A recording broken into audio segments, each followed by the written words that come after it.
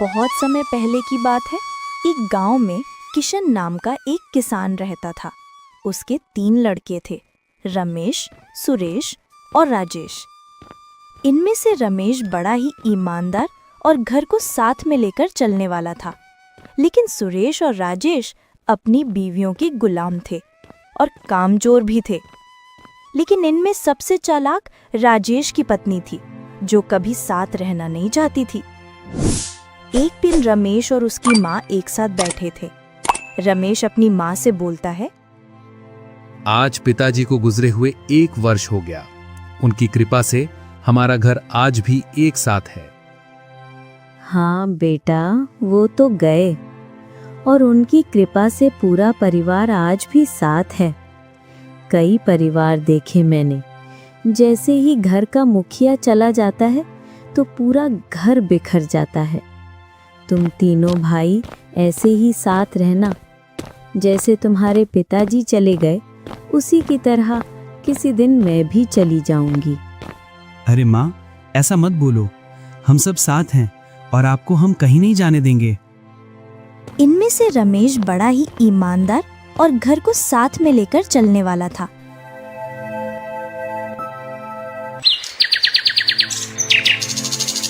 एक दिन राजेश की पत्नी राजेश से बोलती है, पूरा काम हम करें, फसल हम निकालें, फसल में पानी हम दें और रुपए बड़े भैया रखें और उस तिजोरी की चाबी बड़ी भाभी रखें। ऐसा लगता है मानो हम इस घर में नौकर हैं। ऐसा नहीं है, तुम गलत सोच रही हो। बड़े भैया बाजार से कुछ सामान लाते हैं तो वो सबके लिए समान सामान लाते हैं। वो कभी भी किसी के साथ भेदभाव नहीं करते हैं।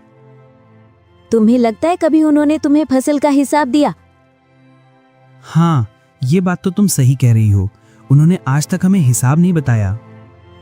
क्या मालूम वो हमें बेवकूफ बनाकर कम धन दे दे जब बंटवारा हो, और उनके बच्चे महलों में रहे और हमारे बच्चे सड़क पर। हाँ, तुम सही बोलती हो। कल ही मैं पूरी फसल का हिसाब करवाऊंगा। दोनों सो जाते हैं।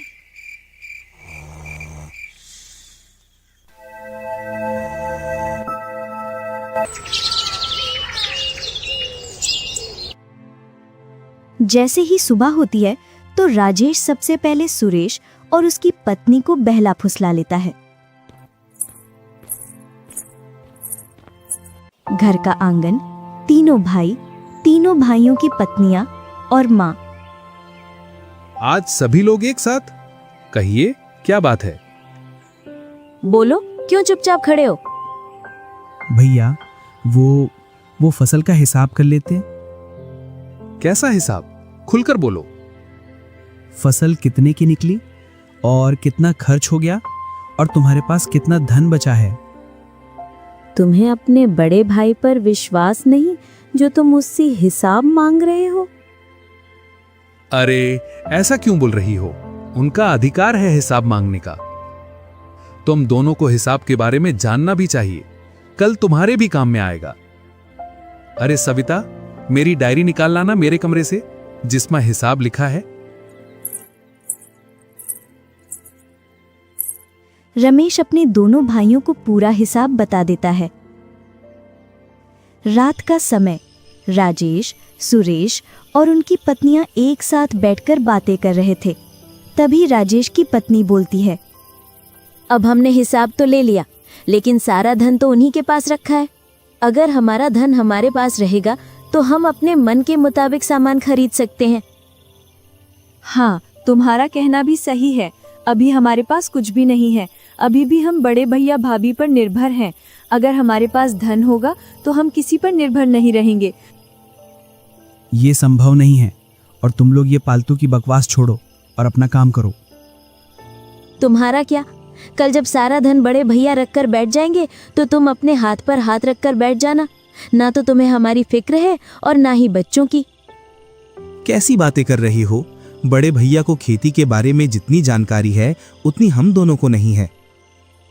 ये बोलो ना, तुम्हें काम नहीं करना और अपने बड़े भैया के खिलाफ भी नहीं जाना। ऐसा नहीं है, मानो मेरी बात को। उस रात चारों की सलाह बनती है। हम बड़े भैया से अलग होकर अपना अपना काम करेंगे और अपने लिए धन इकट्ठा करेंगे।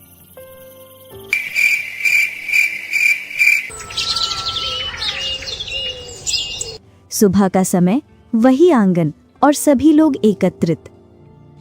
अब क्या हुआ? चलिए सब अपने अपने काम पर चलते हैं। भैया रुकिए, हमें आपसे कुछ बात करना है। कहो, अब कौन सी बात करना है? राजेश, बोलो बड़े भैया से रात वाली बात। मैं क्या बोलूं, तुम ही बोल दो। क्या तुम दोनों एक दूसरे से खुसुर फुसुर कर रहे हो? जो कुछ बोलना है वो स्पष्ट बोलो। वो भैया। सुरेश बोलकर चुप हो जाता है। उसमें बोलने की हिम्मत नहीं थी, और उधर राजेश की भी हिम्मत नहीं बोल रही थी अपने बड़े भाई से बोलने की।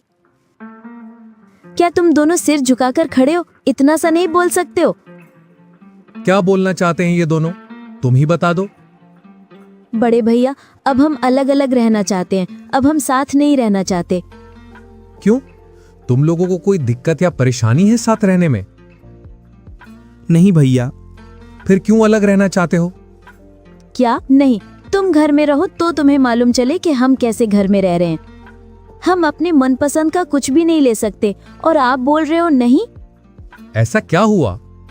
क्या तुम्हें मनपसंद की वस्तुएं नहीं मिल रही? सभी को मैंने समान वस्तुएं दिलाई हैं। कभी मैंने किसी के साथ भेदभाव नहीं किया। नहीं, अब हम अपनी मनपसंद की वस्तुएं खरीदेंगे और अपना धन अपने पास रखेंगे। अब हम किसी के बंधन में नहीं रहने वाले। ठीक है, तुम्हें साथ रहना अगर बंधन लगता है तो मैं आज ही इस बंधन से तुम लोगों को मुक्त कर देता हूं। हम आज ही बराबर बंटवारा कर देते हैं। तुम दोनों अपनी बहुओं की बातों में आकर ये गलत फैसला ले रहे हो। तुम दोनों तो कुछ बोलो, या ये ही बोलेंगी? दोनों भाई गर्दन झुकाए बूढ़ी माँ की बातें सुनते रहते हैं और कुछ भी जवाब नहीं देते। आ जाओ, कर लेते हैं बंटवारा।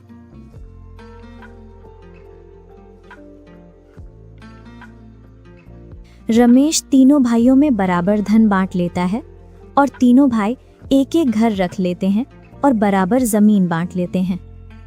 लो भाई, हो गया बंटवारा। अब तो खुश हो? अब अपनी इच्छा के अनुसार काम करना। हमारा साथ यहीं तक था। चलो मां, रहने दो इन्हें इसी घर में। रमेश, उसकी पत्नी और माँ दूसरे घर में चले जाते हैं। उधर राजेश और सुरेश की पत्नी, अब तो हमारे पास बहुत सारा धन है, हम जो चाहें वो खरीद सकते हैं। हाँ, अब तो हमारे पास धन ही धन है। और राजेश अफसोस में बैठा था और सोच रहा था, कल से पूरा घर संभालना है और खेती बाड़ी भी।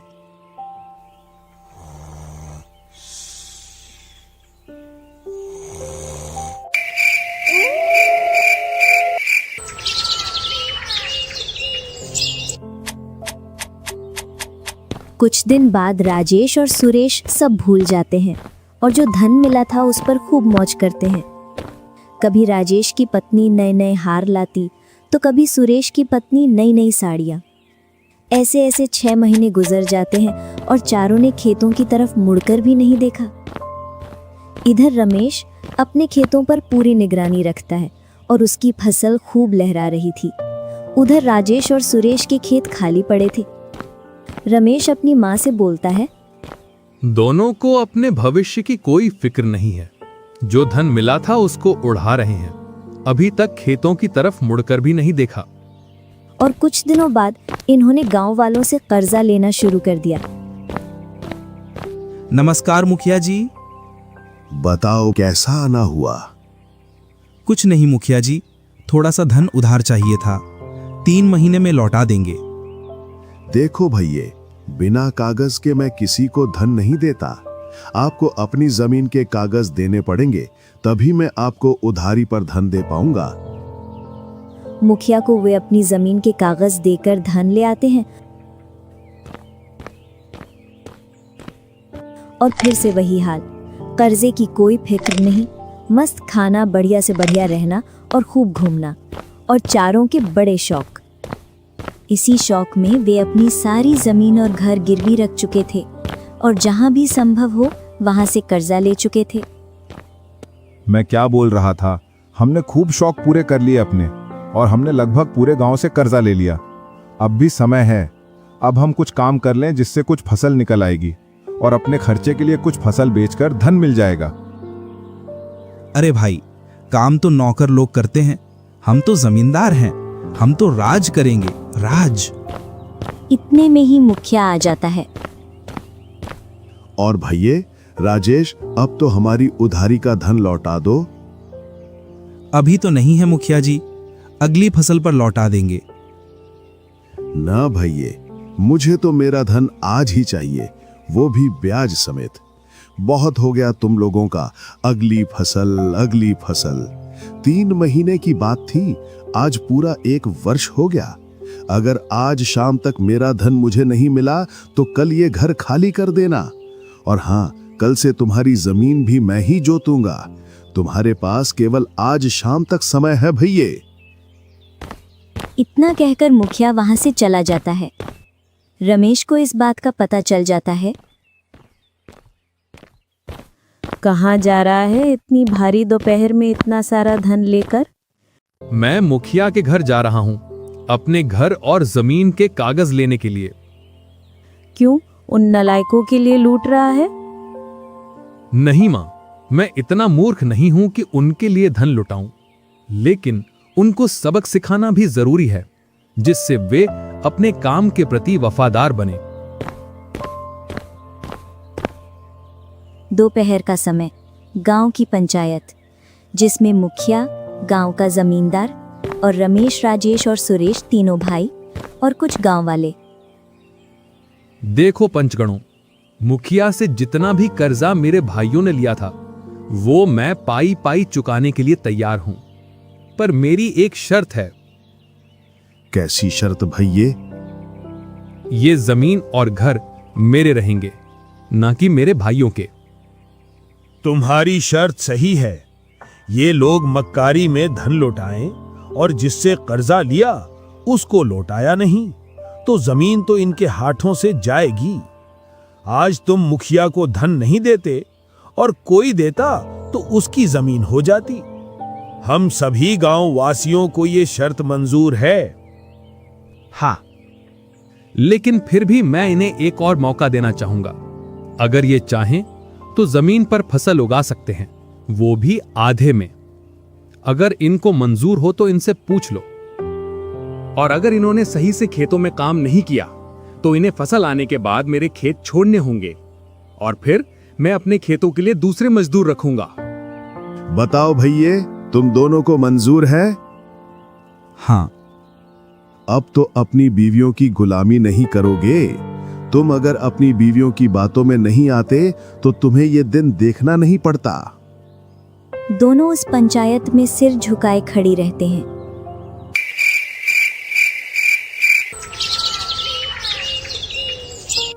दूसरे दिन रमेश ने घरों में ताले लगवा दिए। भैया, हम कहाँ रहेंगे? राजभूख बहुत कर लिया तुम लोगों ने। तुम्हारे लिए खेतों पर आलीशान झोपड़ियां बनवाई हैं, उन्हीं में अपना राज्य का विस्तार करना। और हां, आज अगर तुम दोनों शाम तक एक खेत की खुदाई कर दी तो तुम्हें 1 महीने का राशन मिल जाएगा।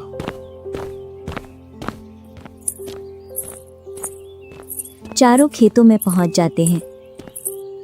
राजेश, अगर तेरी बीबी की बातों में नहीं आते तो ये दिन देखना नहीं पड़ता।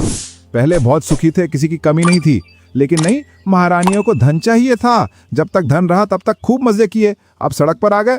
करो अब बड़े भैया की गुलामी।